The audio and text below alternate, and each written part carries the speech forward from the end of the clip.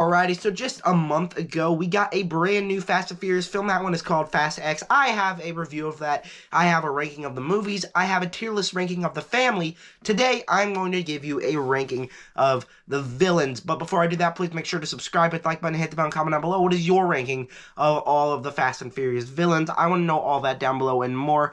One more thing. If you notice my throat hurts, I didn't even want to film these videos, but I'm going to Oklahoma this week, so I have to film 2 videos. So you're going to have a video today, and you're going to have a video on Friday, but I had to film those 2 videos because my throat is... I'm not going to be able to, I'm still really behind on those videos. Without further ado, we are going to get started in this list with my last place, which is number 11, the villain from the 4th film in the franchise, Fast and Furious. And if you know that I hate this movie. I hate the 4th film. I think it's basically just exactly the same as all the other ones when it's actually a good movie. And then the 3rd act is just completely thrown out. And the reason the 3rd act's thrown out is because of this villain. They introduced this villain in here and try to be like, yeah, you guys didn't know who this was. You guys didn't know that this was going to be the villain when you knew he was going to be the villain the entire time. I sat back and I was like, yeah, it's him, isn't it? That's the main villain. And they try to throw it in there like, oh, haha, we are smart. We can give you some twist. And it just doesn't make sense. And it ruins everything that this was. I mean, he was just another drug dealer. How many movies in this franchise are the villains just drug dealers? Oh, we sell drugs. He's the most basic villain. He doesn't have anything interesting about him, and he basically ruined this movie for the 3rd act for me. That is why he's going to go into last place. Then we got Johnny Tran from the Fast and the Furious.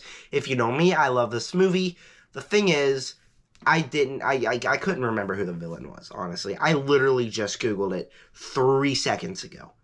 And after Googling it 3 seconds ago, then I was like, oh, that's Johnny Tran.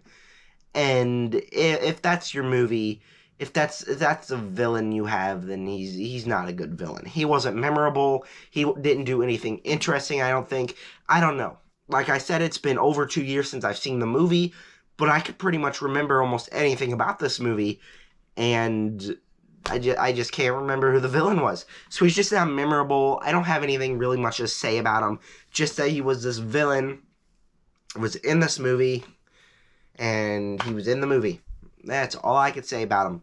9th place, we got and for lack of a better word, because I don't remember his name, the African dude from Furious 7. And this is the only one that has 2 main villains. 2 villains that I would actually consider into this franchise.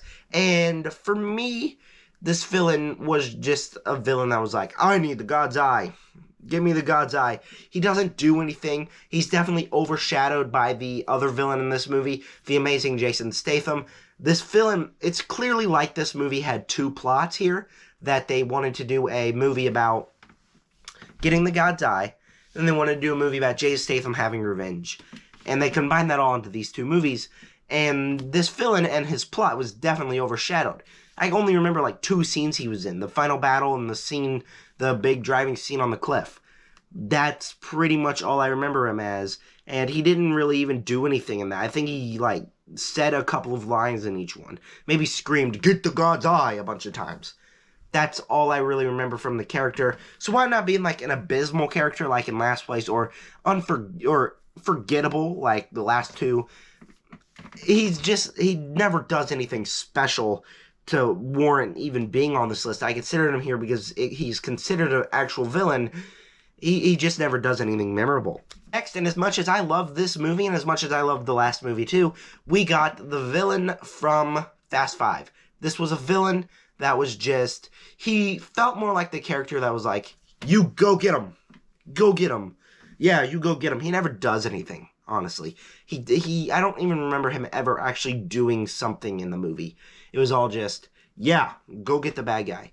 And I'm appreciate he exists because we got the best villain, who is his son, but he just never did anything in this. It's all like, oh no, they're taking the safe. He never drives a car. He never gets in a fist fight with Dom or anyone. He's just not an interesting villain.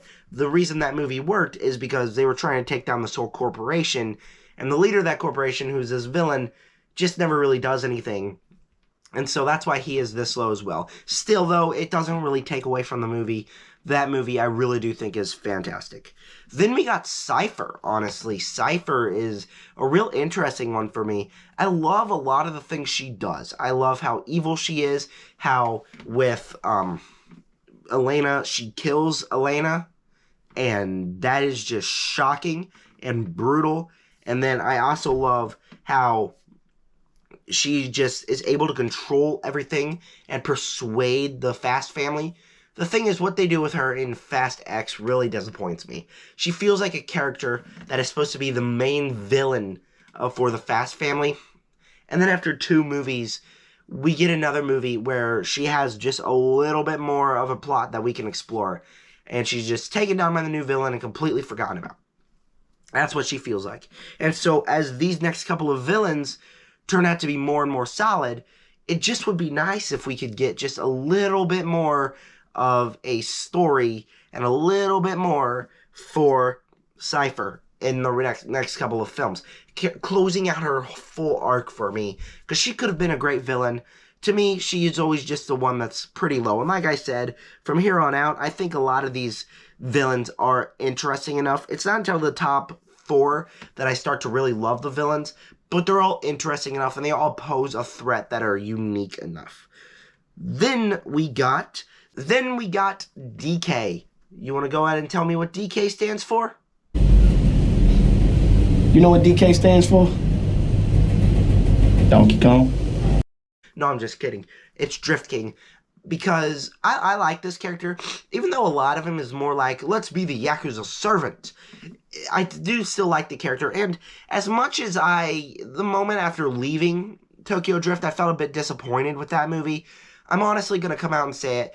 After the movie was over, and upon more thinking about it, the more I think about it, the more I enjoy it. Especially when Come After It was the worst Fast and Furious film. I like the Yakuza plotline. I think at first I was like, it doesn't match well. I think it really matches well after watching this. I like the Yakuza, and I like this villain. He's a unique enough villain. He's able to come in here and start racing and go on the cliff race, and I really like that cliff race at the end, and he drifts, and it's really cool, and I think he's performed pretty well. And even though he can just be like the Yakuza servant and not be as compelling as a character as I thought he should have been, I still don't hate the villain. I still think the villain is solid enough for this movie. The movie had definitely other issues other than the villains, and the villains are solid enough. Kicking off our top 5, Idris Elba's character from Fast and Furious Presents Hobbs and Shaw, and I do think that his character he was an okay villain. He does some torture things, he's performed really well, he has cybernetic abilities, he's a cool villain that is part of some pretty cool action scenes in the movie. And even when we get to the end of it, he's more like this character that's controlled. He's got more of a uniqueness other than a villain that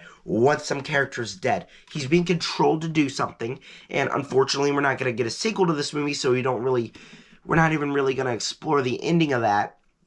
But I really do like this character, and I do like Idris Elba's performance. I liked his abilities that he had. I liked how he fights. I think that's all pretty interesting and unique, and he's just one of the more unique villains in this franchise that he was solid enough for me.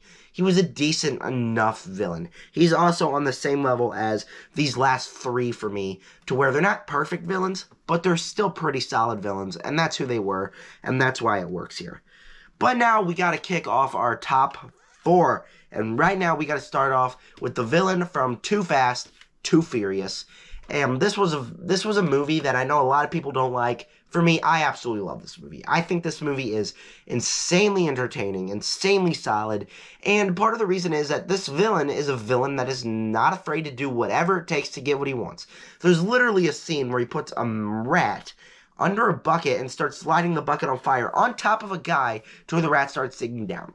He's one of those villains that does things that make you just want to look away and you can't keep watching and you're on the edge of your seat, but you got to keep watching because this movie is so compelling. And the villain was like, sure, he was a drug dealer, but he was interesting. He was an interesting enough villain. And for me, I have a soft spot for this movie. I thought this movie was really fun, and part of that was because the villain was really well done. He's not as great as a villain as these next top three, but it breaks my heart I have to put him down here because I just really like this villain, and I think he really works. Shaw from Furious 6. This is a character that, again, I really do enjoy, mainly how upheld by his performance, but he was just this character that was evil, and he's exactly the same as the Fast family. The thing about this movie that makes it so funny is because this group is basically just the exact replica of what our Fast family is. And there's really funny gags about that. The character, the villain, Owen Shaw, is really good. And I really do like this actor. Like I said, he does some crazy things in the movie that is really good. He is really compelling.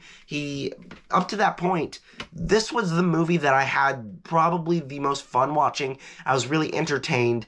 And the villain never seemed to like do anything that was like, yeah, I don't like that. He does things that are just crazy and manipulative, and he was really enjoyable. And I really wish that I could put him above these next two. But number two had to be his brother, who is Jason Statham's Deckard Shaw. And Deckard Shaw, and I know I included him in my tier list of the Fast family because he technically is a Fast family.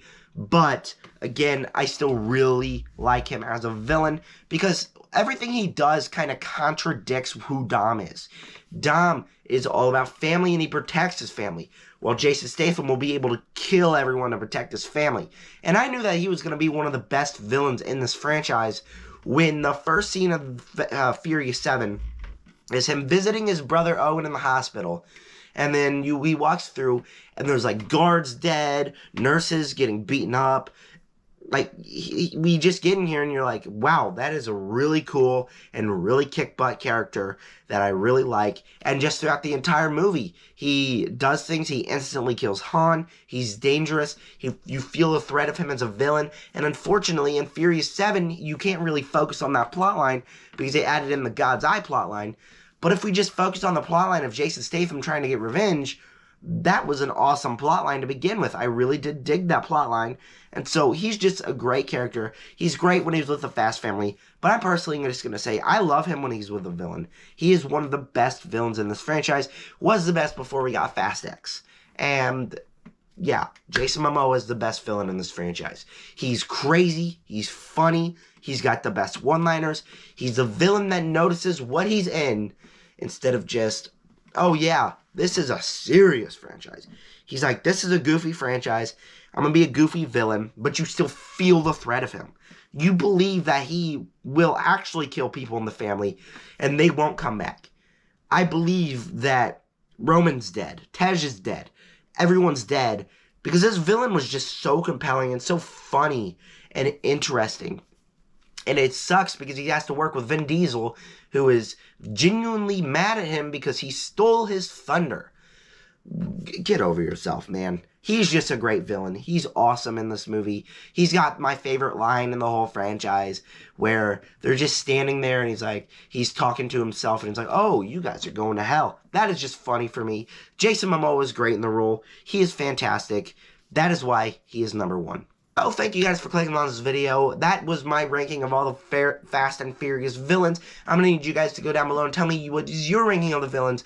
On my main channel, Zachary Movie Chat, I'm going to have a Spider-Man ranking coming up here in the next couple of days. Or maybe it's already out. I don't know which video I'm putting out first. But anyways, thank you guys so much for clicking on this video. And with that said, subscribe, join the Nerd Army. Peace out.